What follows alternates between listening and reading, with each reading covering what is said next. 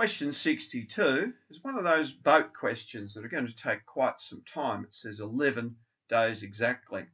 Now, first things before I start is that Sydney is EST plus 10 or plus 10 hours.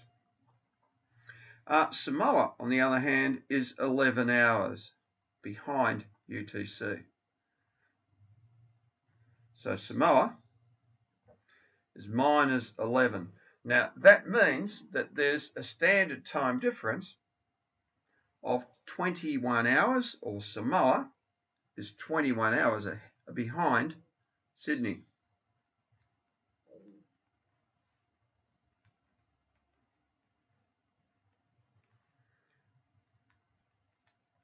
Or minus 21. Now, when we set up this problem, we've got Samoa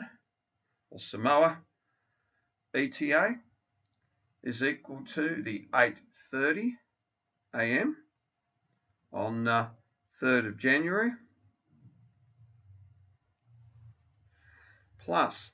Now, it says it takes 11 days exactly, so the travel time is 11 times 24, and then take 21.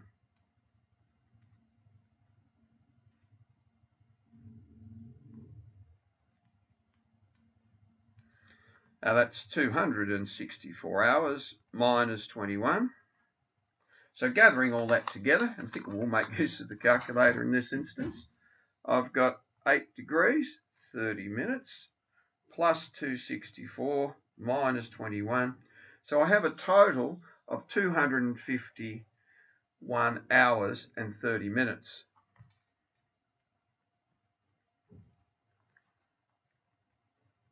On the 3rd of January.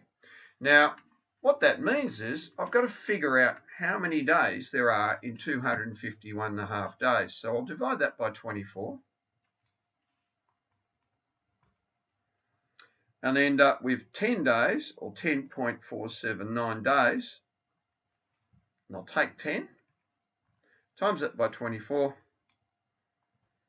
So 11:30 10 days later. Now, as we left on the 3rd of January, that would be 11:30 a.m. on the 13th of January. Now, please notice there's a few little tricks here. We made use of the formula. I drew the clock, so I worked the standard time difference out. I processed it through without panicking. I had a really large number. I needed to convert that to days.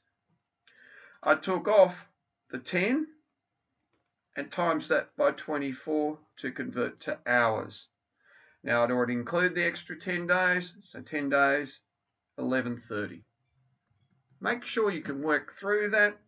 Not everyone needs the time clock, but anywhere west of us is behind us. Unlike us being able to fly from Sydney to Samoa, the Earth turns in that direction. You have to consider that in your time calculation.